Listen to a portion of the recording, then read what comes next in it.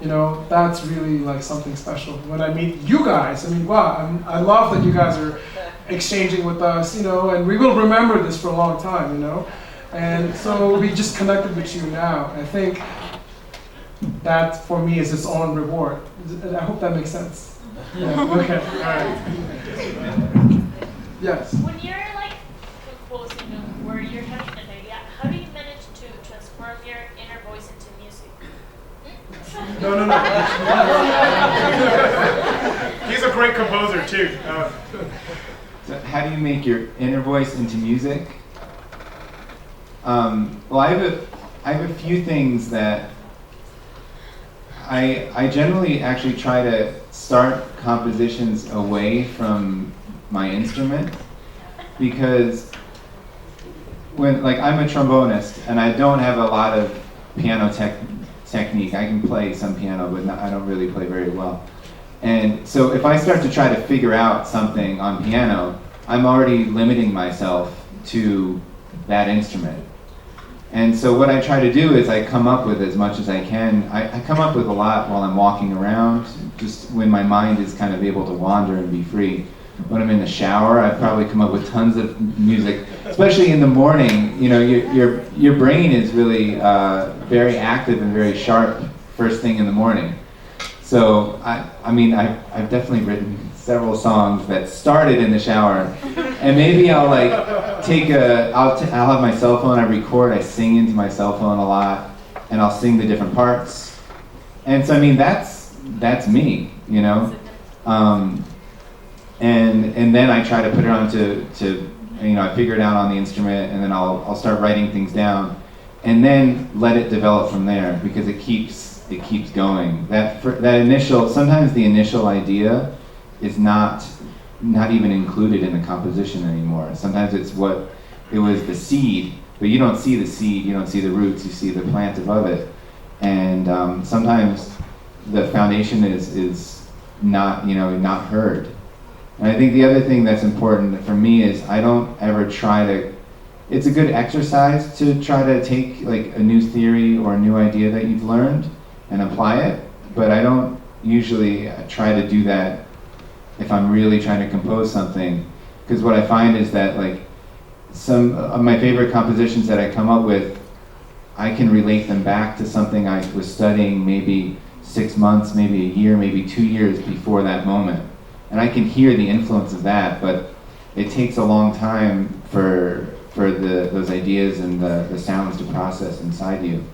And so if you let them stay in you and keep learning, don't expect what you're studying now to come out now. It's going to come out in a couple of years, or you know, a few months. But let it be natural. You know?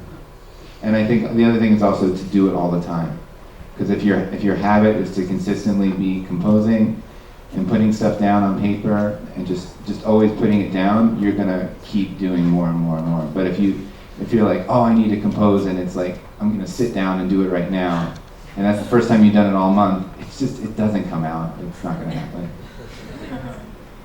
Yes.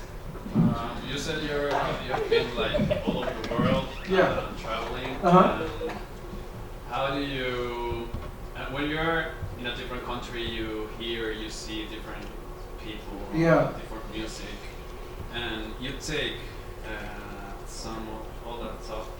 So how do you put all that together? And I guess you're trying to play your music at the very beginning, like your own style.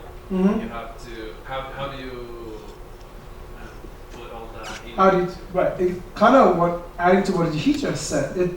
It takes time. Like, so if I spend time in South Africa, I listen to a lot of things in South Africa, but it doesn't mean as soon as I come back to New York, I'm going to have a piece that's inspired by South Africa, you know? So South Africa was amazing music in South Africa, but I'm now realizing like, oh, they have this kind of a rhythm, or maybe I can take something from India and mix it with this rhythm from South Africa and try something new. But usually it's natural, exactly the same thing he said, I'm just using different words.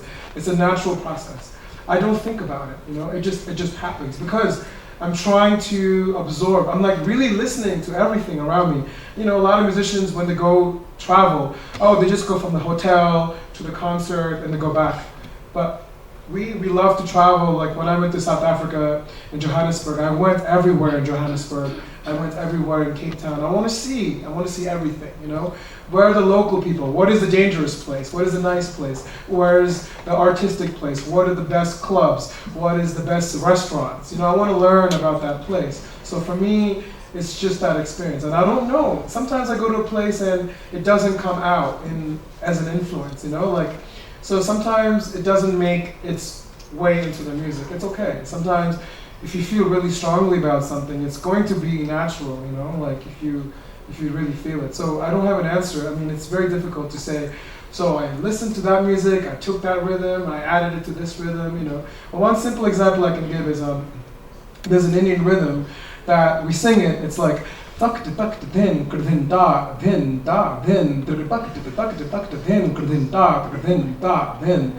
might play it like on congas or cajon, and I go.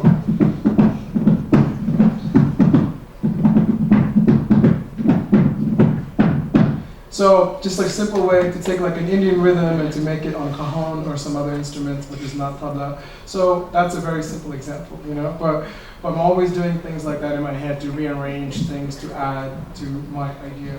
And that's why Tarana is changing so much, because the music I wrote in 2003 is very different. Now we're writing songs together, making more electronic music. I'm using a lot of apps on my phone. I'm always making beats on my phone now. And then I make ideas on my phone, then I come and put it in my computer. I use Ableton Live, which is a software. If you come to the workshop, I'm going to show everything I'm talking about, I'm going to show it to you in the workshop. So even if you're a theater person or visual, if you feel inspired, please come to the workshop. I think that's all I want to say, unless there's any more questions. Yeah, these guys have been great. Just sit patiently, so thank you. Bueno, pues, muchas gracias a los maestros por esta oportunidad de este intercambio con nuestra comunidad. Muchas gracias. Gracias. Thank you very much.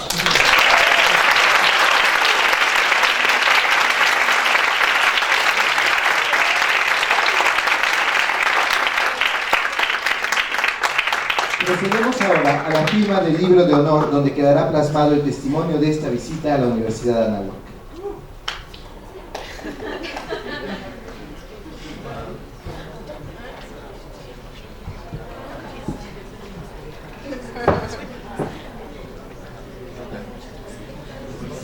Oh, okay, sure. Sure.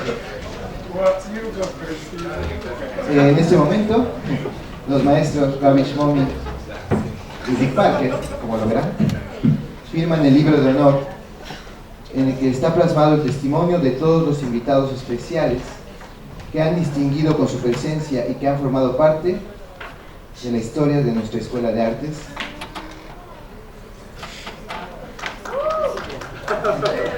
Por lo que podemos ver, son muchos. Afortunadamente. Y de la universidad. Oh, it's like really heavy.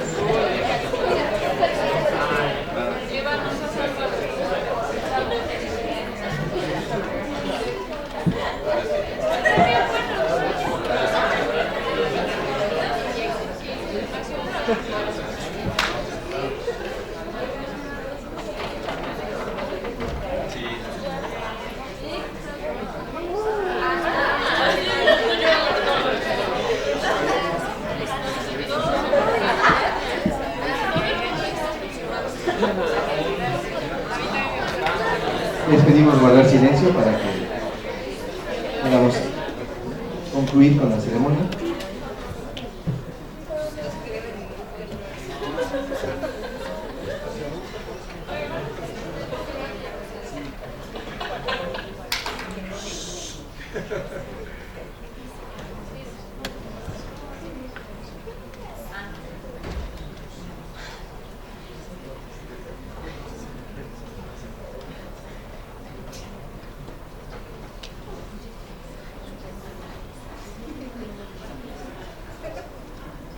momento más contigo.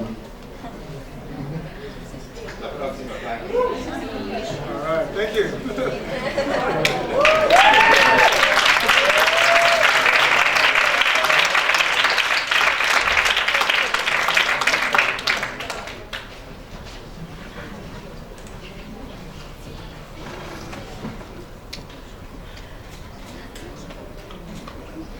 Pedimos a la doctora Sonia Barreche nos haga a favor de dar lectura al mensaje de nuestros invitados. Oh, your message. Read your message. Oh, sure, okay. Please buy our CDs.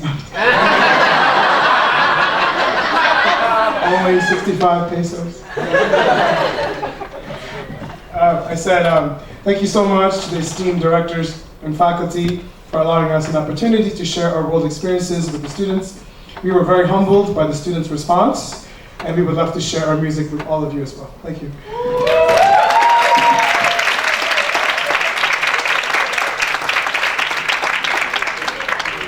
A continuación solicitamos a la doctora Sonia Barreche, vicerrectora académica de la Universidad de Anáhuac, nos haga el honor de entregar el reconocimiento a la participación de nuestros invitados. ¿Y se pueden colocar aquí en medio, por favor, para recibirlos? Oh, goodness.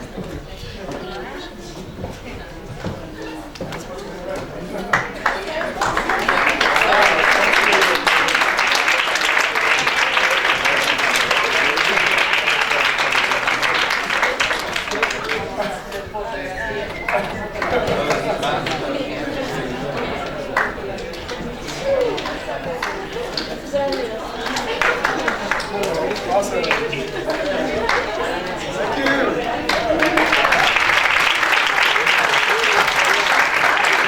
Para concluir esta ceremonia, les solicitamos a todos ponerse de pie para despedir a los miembros del presidio.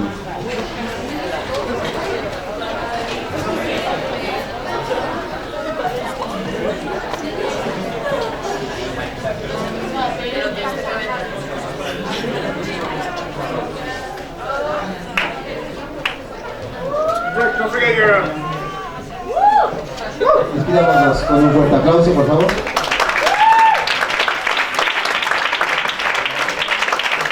Agradecemos a todos su presencia y los invitamos a acompañarnos en